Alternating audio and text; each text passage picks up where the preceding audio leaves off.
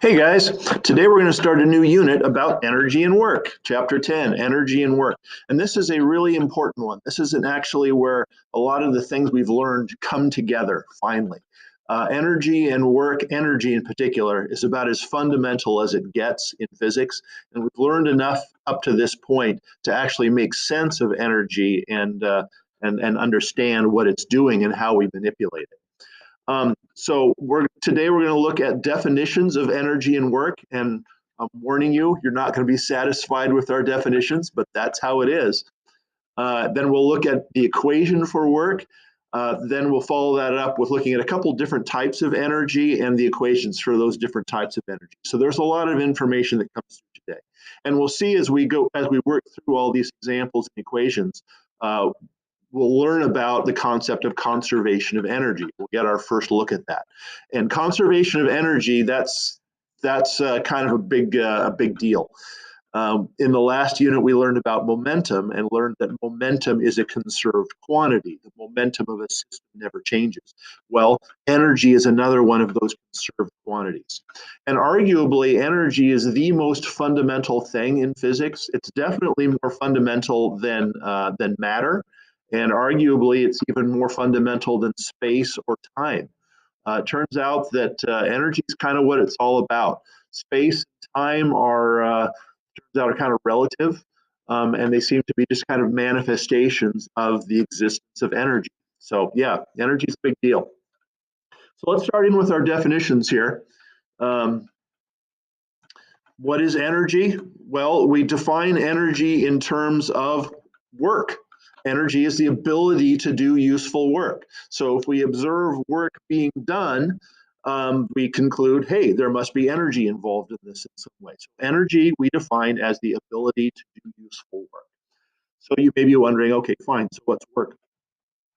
What is work? Yeah, there it is. What is work? There we go. Well, work is the transfer of energy. So we kind of have the snake eating its tail here. We define energy in terms of work, and we define work in terms of energy. What this means is we really don't know what energy is, which is unsatisfying, but that's where we are. Now, we know energy when we see it. We can tell when it's there because we can see it doing things, and we can predict what energy will do and how we can control it. But when we really boil it down to what is energy, we don't know. It just kind of is. So sorry about that, but that's the best we can do. The good news is that we do have an equation for work, and that's probably a good place for us to start here. So let's go over to the camera. Here we go. All right. Yeah, all right. So let's start off with work.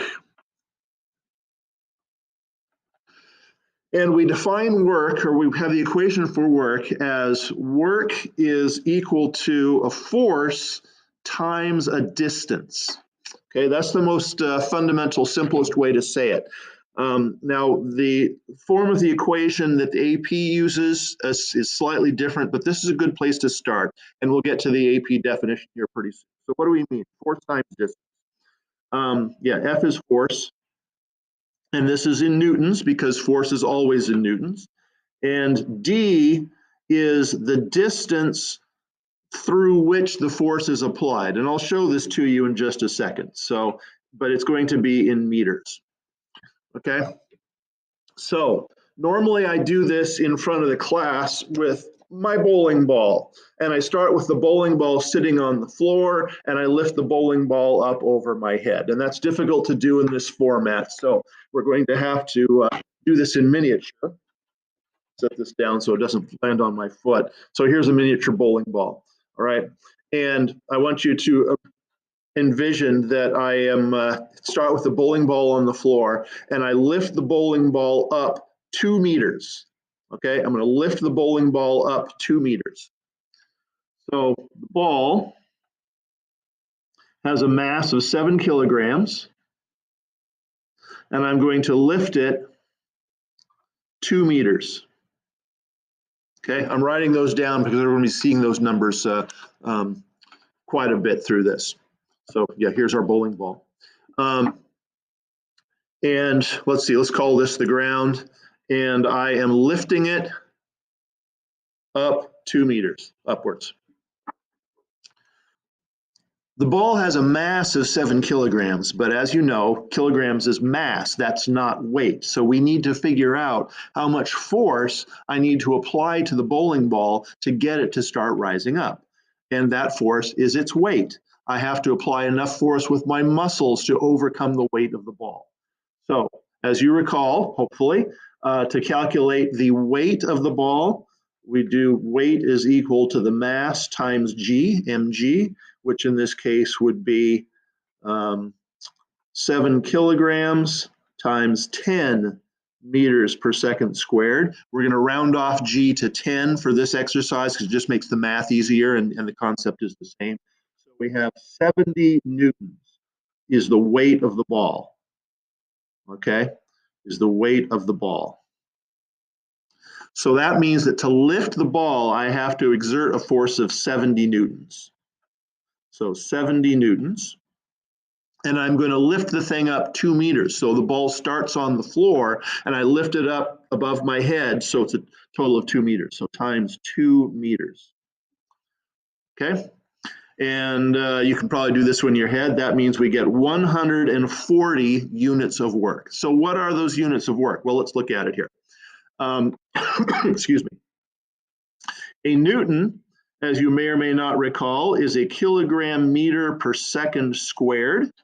Kilogram meter per second squared. And now we're multiplying that by meters. So this comes out to be kilogram meters squared per second squared, which is a bit of a mouthful. So we call this a joule, Joule, pronounced joule, and the abbreviation for it is a capital J.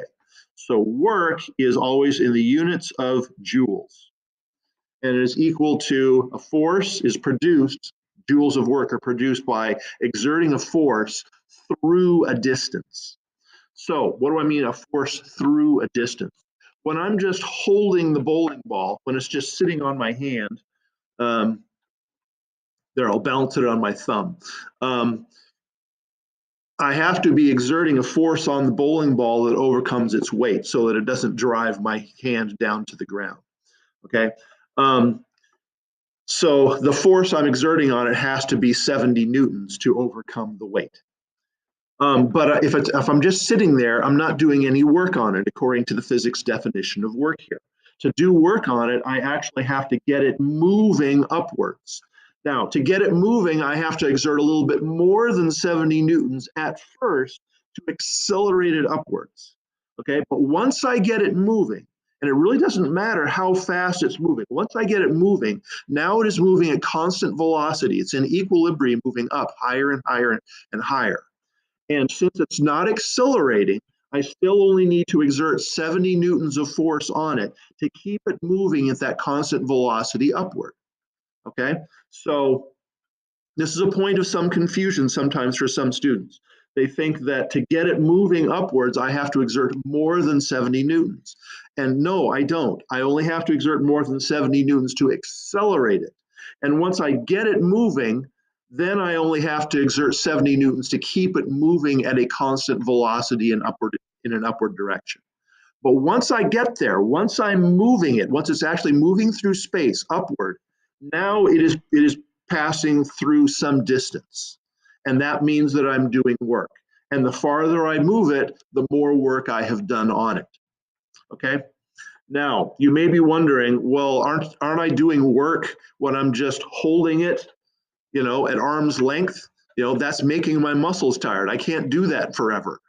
Aren't I doing work? Well, yes, but I'm doing work on a microscopic scale, okay?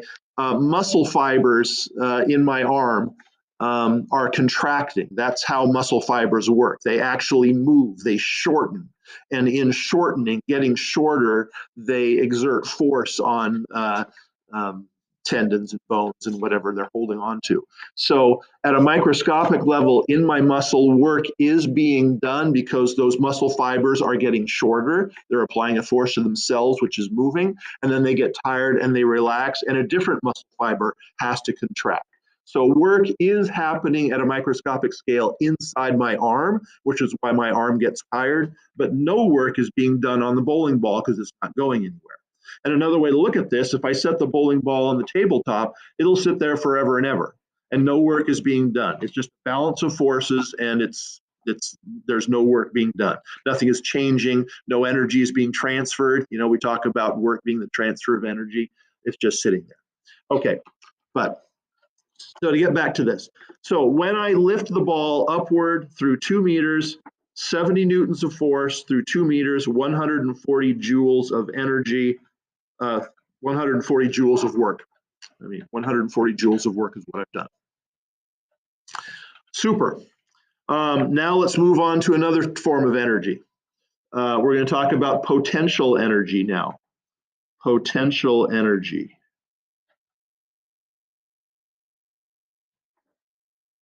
Actually, there's one more thing for work that I have to show you. Let me go back to the slides and show this, because this equation is the simple version.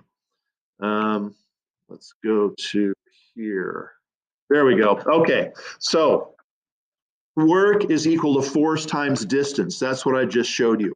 But in the AP Gouge and for College Board, this is the way that they present the equation. They say delta E, which is a change in energy, which will be in joules, we'll get to that in a second, is equal to work, which is equal to force. And this little thing that looks like an 11, that's actually a sign that means parallel to. Okay, so force parallel to distance, and that is equal to FD cosine theta. Holy smokes, what does all that mean? It's not as complicated as it looks. Okay, let's move my face here. So what they're saying is that the work that is done is only done by force which is acting in the direction of the movement. Now, when I was lifting the bowling ball, the force I was exerting was upward on the bowling ball, and the bowling ball was going up. So all of my force was in the direction of the movement.